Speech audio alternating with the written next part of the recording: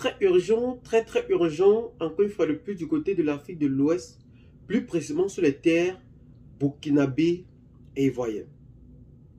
Deux pays qui partagent la même histoire, le même destin, se voient aujourd'hui être confrontés à cause des crises diplomatiques qui ne cessent de sévir entre les deux présidents installés à la tête de chaque État.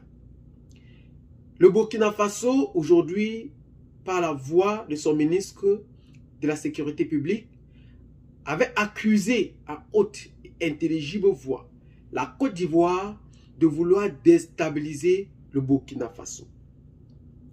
Mais ce dernier, qui est le Burkina Faso, a décidé donc de rompre avec le silence et répondre à ces allégations très graves, nous dirons même gravissimes, en vue d'un proche collaborateur, ami et frère et pays voisin qu'est le Burkina Faso.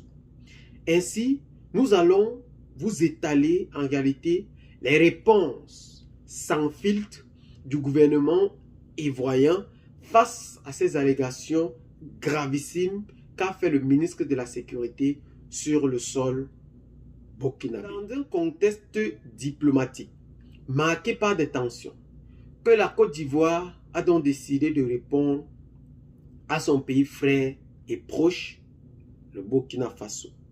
C'est dans une déclaration lors du Conseil des ministres que le porte-parole du gouvernement ivoirien, Koulibaly, a donc décidé sur un ton ironique de dire en effet que le gouvernement burkinabé sait en réalité plus qu'elle n'en a parlé.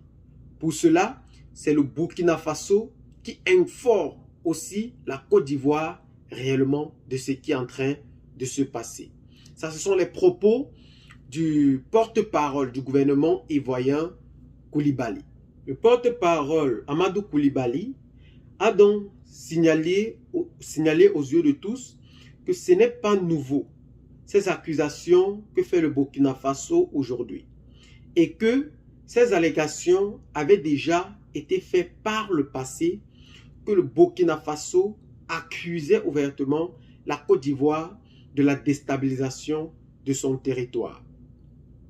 Pour cela, le ministre Amadou Koulibaly a donc décidé de rappeler aux yeux de tous que la Côte d'Ivoire est un pays actuellement de paix et qui n'axe pas sa politique pour la déstabilisation d'un voisin quelconque. Il a donc aussi rappelé que la Côte d'Ivoire aujourd'hui regorge plus de 3 millions de Burkinabés et que les relations diplomatiques entre le Burkina Faso et la Côte d'Ivoire datent même avant la constitution de leur État, faisant ainsi part de la fraternité intime que le Burkina Faso peut aujourd'hui entretenir avec son voisin, la Côte d'Ivoire. Sans nul doute, Koulibaly rappelle donc que le président de la transition, président de la République, aujourd'hui selon la nouvelle constitution burkinabé, a tort de penser que le Burkina Faso sera destitué par la Côte d'Ivoire, rendissant donc encore une fois de plus une nouvelle preuve que le Burkina Faso, que la Côte d'Ivoire aujourd'hui entretient avec le Burkina Faso, est que la Côte d'Ivoire aujourd'hui regorge en effet plus de 60 000 réfugiés burkinabés qui fuient les guerres ou le terrorisme sur le sol burkinabé en vue de trouver une paix future sur le sol ivoirien. Il a donc rappelé, en effet, pour compléter ces dits par rapport à la situation de plus de 3 millions burkinabés qui résident aujourd'hui en Côte d'Ivoire avant même la constitution de ces États, que ces peuples coexisteront et continueront en effet de coexister avec des intelligences mutuelles. C'est ce qu'a rappelé donc le porte-parole du gouvernement Koulibaly aux yeux de tous. En juillet dernier, le président de la République burkinabé, le capitaine Ibrahim Traoré, avait accusé en effet que la Côte d'Ivoire regorge un centre d'opération spécialisé en vue de la déstabilisation de son pays qu'est le Burkina Faso. Encore une fois de plus, le ministre de la Sécurité Sana a encore précisé aux yeux de tous que la Côte d'Ivoire, en effet, a été le théâtre où a hébergé la troisième vague qui devait quitter d'Abidjan pour déstabiliser le Burkina Faso. Ainsi donc, la Côte d'Ivoire abritait donc, en effet, des terroristes ou ceux qui portent la déstabilisation du Burkina Faso en main sur son territoire.